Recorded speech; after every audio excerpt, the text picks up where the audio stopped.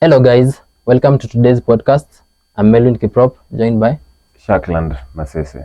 Yeah, so today we have a very important political question we are discussing here in our podcast, and the question is: are Kenyan young voters ready to register and shape the next election in the country? Yani tunajiuliza kama vijana wenzetu rika yetu Gen Zs, are we ready to embrace change in these coming general elections? Tuko tayari kuwa part of the change from the beginning mpaka when the change is initialized na isha happen. So mainly this is one of the most important political questions in Kenya right now, and the answer is not simple. It's not a yes or no kusema kwamba vijana wako ready ama vijana hawako ready. Honestly, from my perspective, I feel like no one knows. I feel like we owe it to time to tell us whether vijana tuko ready ama kama tuko ready. Yeah, and the same thing umesema, we are not even sure if the answer should be yes or no, because you find that this is the time that we as the youths tunaingia kwa hiyo sector ya kuvote. We have never done this before. Yani kwa wengine wetu it's our first time, so we need to, we are in a dilemma sort of fix, because we do not know how should we embrace this transition, how should we go into the elections, and how should we do our stuff, Yeah, so that's a very crucial matter when it comes to us as the youths, taking part in something that is nationwide. Tunaingia into a system that our parents wamekuwa kwa hiyo system for a long time. Now it's our turn. It's like we are now getting into something deep that affects all of us. Yeah, and even when you look at the recent surveys are telling us that currently seven out of 10 youths are prophesying, I'll use the word prophesying, are prophesying that they'll actually vote in the next coming election. But we've actually not seen the same figures in IEBC, because we're actually seeing in the recent IEBC figures, we're seeing more voters coming in are aged between the age of 40 to 35 years. And this captures a bracket that cannot be called as youths. So the question of whether are the youths ready to be part of the next elections, to be part of the next elections, you start by first, what is an election? An election, you need to be, for you to participate in an election, you need to be. There's some requirements. Yeah, there's some requirements that you need to have. First of all, the basics, you need a Kenyan ID, and a national ID, which will be the primary tool for identification during your voter registration, which is currently going on, which again is facing a huge low turnout from the youths. Yeah, exactly. And it is worrying actually. So it takes us back to the question, like, are Kenyan youths ready for these elections? But you see, verbally we feel like we're ready. You're just vocal that we'll get into this thing. Practically, there are no results, because we have we as Gen Zs have a very strong voice. We sound like we want to shape the future instantly. We want to change the political system or the political narrative in Kenya from the old system to the current system, which is us. But when it comes to practicability, it is where we are losing it as a generation, actually. Yeah, you find that, you see, the way you said, the expected numbers for this registration is actually a huge number. I was seeing in the research that IEBC are targeting almost over 6 million youths to turn up for this process. But in many parts of the country right now, you're seeing that there's a very low turn up, especially from the first phase. The registration and the process has been going on for some phases, and right now you actually observe in every setting, youths are just verbally saying we will go, tutaenda tutafute kura huko kadi, the movement that is going on right now.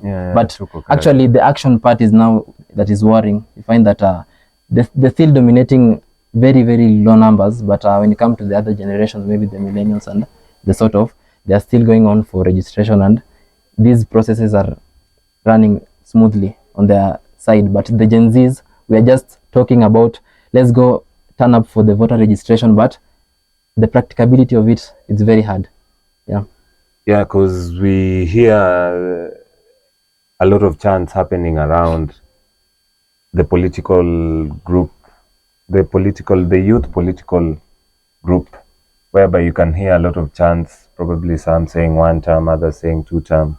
You know, it will be so sad when we hear huge voices chanting these political, slogans. Yeah. Some celebrate, some going with the current government, some, wanting a change of the current sitting government. But you see, it is wrong that we're actually, ni kama tunapanda, we're going into planting season without seeds. Yeah. Yani tunapanda mahindi bila kuweka mbegu kwa ground. Like, the youths are not registering as voters, and they're quite vocal about their opinion outside there. So it feels like we are wasting a lot of energy doing something that is not going to produce any results at the end of the process. So why do you think they're not registering? As in, what is not happening in the youths? Why is the turn up low? Okay, first of all, umongelea story na the youth seeming to have a problem, sindio? Yeah. Lakini tukifuata vizuri, even the normal conversations you have with your fellow friends, your colleagues at work, or maybe just your family members, you find that youths already have a thought that even if we elect that leader, these votes do not count, or the elections will be rigged, those kind of thoughts that come into your mind. So unapata youth akienda kwa hiyo process ya kujiregister kwa voter, akona ile hofu, nitaingia kwa hii kitu, lakini bado at the end of the day votes zitakuwa rigged, or these things do not count. At the end of the day, if a system is leaning towards somebody, he or she will be elected. So that is the simple understanding of why these youth are not going into this process 100%. They have fears. They have fears. Yeah, wakona hiyo woga. Oh yeah. Another reason I think the youths are not actually putting the trust in you said the youths are not trusting the system fully. Yeah. They don't trust that if you elect a leader, the leader, okay, not per se electing a leader, you feel like if you get into election right now, you elect somebody, and maybe you feel like the numbers were not even corresponding to how the candidate stand up of votes has emerged. So you'll find that youths will say the system will just favor the person who has the highest bid. You get it? Like mtu kama system imemkubali, yeye atakuwa governor ama senator ama president ama nani. So elections, the youth have that wako nayo kwa akili ya kwamba votes zitaibiwa, na hivyo ndio inakuanga. So they don't totally trust the Exactly, process.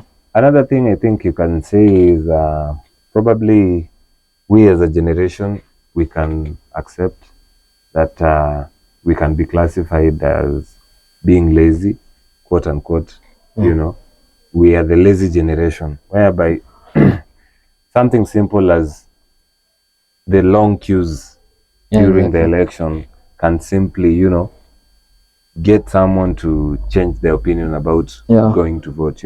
We as a generation are kind of impatient as people, as a personal trait. We don't tend to we don't tend to have the same patience as baby boomers, millennials, and the older generations. And so that's why you see, when you look at the long queues during election day, you'll kind of find a particular age group. You'll even see old people, being dragged from their, beds to wheelchairs to the polling station. But a youth who has, functional legs, functional hands, becomes a problem. Kutuna nguvu lakini unataka kufika. Hawataki kuchoka, in short. So as an independent board of electoral, management, the IEBC, I feel like they have a lot to try this time around. They have a lot to try different. you know, you can even try engaging the youths. You can try have some fun stuff, you Okay, know, yeah. to prevent the boring, monotonous nature of the long queues, Yeah. you know. Umenikumbusha ni kama ile design wanasema ukienda hospitali ukitaka kupeana damu unapewa soda, kama hiyo. So ukiregister kwa voter, there's something in return, because at the end of the day, we as a generation, what tunapenda, you know, like utudanganya kidogo na something, sugarcoat us, because at the end of the day, we are a generation that feels safe when we see some goodies, you know. It's not a bad thing, by the way. It's just a trait that, you know, it's passed down from generations. Maybe you find our parents, they had something that united them together. So for us, actually, I can support that point. Tunakuanga lazy. We just feel like this stuff is tiring. We cannot make the long queues. We cannot go. You see, the first point you said about the way we cannot bear something up. Nikuulize swali moja, hata wewe ukienda kwa registration center, tuseme ni something like 20 kilometers away, utasema afadhali nikae nyumbani nifanye my normal duties than you know, the transportation cost. You see, there's another challenge coming from a generation that they are unemployed, you know, no source of income. You come at a point where you see, like for instance, the registration centers, I think they've been previously based like on one single voter registration point per sub county. So there's another person living in the other end of the sub county, having to travel, you know, to the other end of the sub county. The long hours of traveling and the transportation cost. You see. So that's where I think the ABC came in positively. Like recently we heard that they are now coming into estates, institutions like schools. Institutions. They're actually coming to the youth, to everyone. Wanakuja mashinani. Do you think now that they are coming, do you think the youth will have a different feel or a different, you know, view of registering and coming on board? Okay, I think, you know, everything good comes, you know, to your advantage, because vitu zikiletwa mashinani, you'll feel like you'll be safe. Utasema, furthermore, it's not somewhere that I need to take a vehicle. You can just walk and you go get registered. And I feel like the same point of bringing things closer to you, like the way they did the Huduma number and everything, having Huduma centers around you, you know, delegating those small affairs that affect the civil nation at large is a positive impact, and it will, I feel like the numbers will rise. There'll be an increment of voter youth and young voters that will go get registered, and we urge the youth out there to, you know, make that difference. Get out of your house, go be registered, and make the numbers, you know, rise. As even the you know, everything has a deadline. So the registration process, time is coming up. Time is coming up for the registration, and that will be a challenge. Many will use as an excuse. Tasema nilijaribu kwenda kuregister, shughuli zikanipata sikuweza kufika. Also, we saw the government recently uplifted the 1,000 renewal fee on national IDs. I think they are free at the moment, and on the government's part, it has really tried to make the process at least smooth, at least cost free. So I think we owe it as a generation to change at least our mindset first.